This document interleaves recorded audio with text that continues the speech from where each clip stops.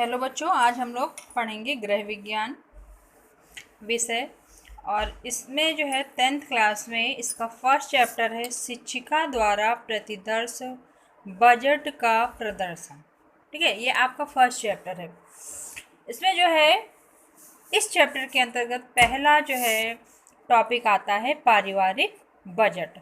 अब जो है इसमें पारिवारिक बजट को हम देखते हुए कि पारिवारिक बजट का अगर हम शाब्दिक अर्थ लेते हैं तो पारिवारिक मतलब परिवार से, और बजट मतलब ब्यौरा, किसी चीज़ का ब्यौरा बनाना।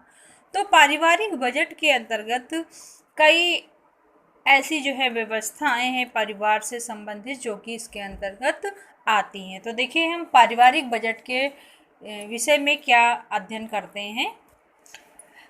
पहला क्वेश्चन हमने दिया इसमें, पारिवारिक बजट से आप क्या समझती हैं।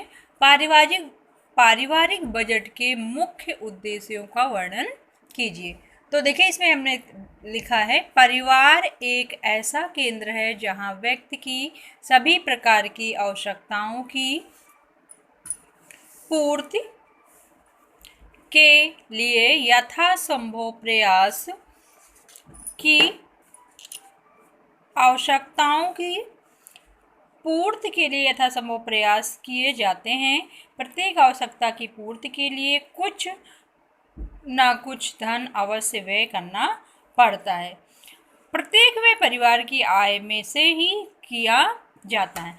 इट मीन्स इस पैरा का मतलब ये निकलता है कि जैसे कि परिवार का जो मुखिया होता है या परिवार में जो अर्निंग का काम, अर्निंग मतलब कमाने का जो काम करता है, उसकी जो सैलरी आती है, सैलरी मतलब जो वो कमा के धन लाता है और घर में किसी मुख्य व्यक्ति को देता है या गृहिणी को देता है, तो गृहिणी जो है उस आए हुए धन को किस तरीके से समय समय पर अपने परिवार की आवश्यकताओं पे खर्च करती है और परिवार के प्रत्येक सदस्यों का ध्यान रखते हुए किस तरह आय व्यय करती है। इस आय व्यय का लेखा जोखा ही बजट कहलाता है।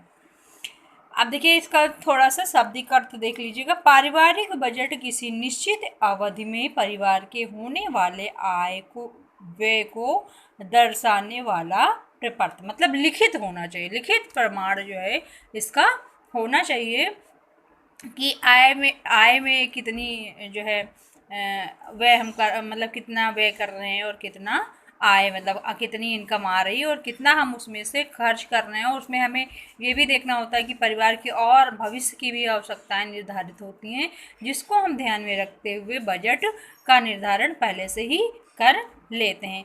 इस तरीके से पारिवारिक बजट का हमारे लिए बहुत ही महत्वपूर्ण स्थान रखता है ये परिवार को चलाने के लिए। और फिर इसके जो है दूसरा आपका क्वेश्चन इसमें ऐड था कि परिवार बजट के मुख्य उद्देश्यों का वर्णन कीजिए। उद्देश्य मतलब अगर हम लोग पारिवारिक बजट बनाते हैं तो फिर इसका कोई ना कोई उद्देश्य होता है, तभी हमें इसकी आवश्यकता प्रतीत होती है। तो इसके उद्देश्यों में देखते हैं कि 7 उद्देश्य दिए गए हैं। नंबर 1 है परिवार के सदस्यों की संख्या एवं उनकी कुल आय का सही विवरण रखना। मतलब पहले तो गृहिणी को क्या करना चाहिए कि परिवार के जो सदस्यों की जो संख्या है वो निर्धारित नोट करनी चाहिए, और कुल आय मतलब इनकम कितनी आ रही है उस परिवार से ये भी अंकित करना चाहिए। दूसरा पॉइंट है सभी प्रकार के व्ययों का क्रमिक ज्ञान प्राप्त करना। व्ययों का क्रमिक ज्ञान प्राप्त होना चाहिए। तीसरा पॉइंट पारिवारिक आवश्यकताएं एवं रहन सहन के स्तर का, मतलब किस तरीके का स्तर है, मध्यम वर्ग का है, उच्च वर्ग का है या निम्न तबके का है। मतलब ये तो डिपेंड करता है आपकी पारिवारिक आय जो सैलरी होती है उस पर डिपेंड करता है। थर्ड पॉइंट आता है, नेक्स्ट पॉइंट फोर्थ, आकस्मिक कार्यों के लिए बजट का प्रावधान। मतलब वही मैंने अभी इससे पहले बात कही थी बचत की, तो इसी बजट में बचत का भी प्रारूप निर्धारित करना पड़ता है, जिससे अचानक आने वाली भविष्य में जो आवश्यकताएं पड़ती हैं परिवार के लिए वो जो है उसमें समायोजित हो सके। पारिवारिक आय में वृद्धि के लिए परिजनों को प्रेरित करना, और हमें समय समय पर जैसे कि घर में जो सदस्य होते हैं उनको और उत्साहित करना चाहिए, प्रेरणा देना चाहिए कि हमारे घर में जो है थोड़ा सा और आय का माध्यम होता तो और अच्छे से परिवार चल जाता। इस तरीके से प्रलोभन दे करके पारिवारिक आय के वृद्धि के लिए परिजनों को प्रेरित करना चाहिए। परिवार के सदस्यों द्वारा किए जाने वाले अनावश्यक व्यय को नियंत्रित करना। और कभी कभी देखा होगा कि जो है परिवार में अनावश्यक व्यय भी हो जाते हैं, तो उन अनावश्यक व्ययों पे नियंत्रण करना जरूरी होता है। इस प्रकार से उपर्युक्त विवरण से पारिवारिक आय को बजट अवश्य ही गृहिणी को बनाना चाहिए तथा उसी के अनुसार व्यय तथा बजट को नियमित या नियंत्रित भी करना चाहिए। ये जो है आपका था फर्स्ट चैप्टर का फर्स्ट क्वेश्चन। इस तरीके से हमें पारिवारिक बजट का महत्व जो है की जानकारी प्राप्त होती है। अब नेक्स्ट क्वेश्चन जो है आगे कंटिन्यू करते हैं।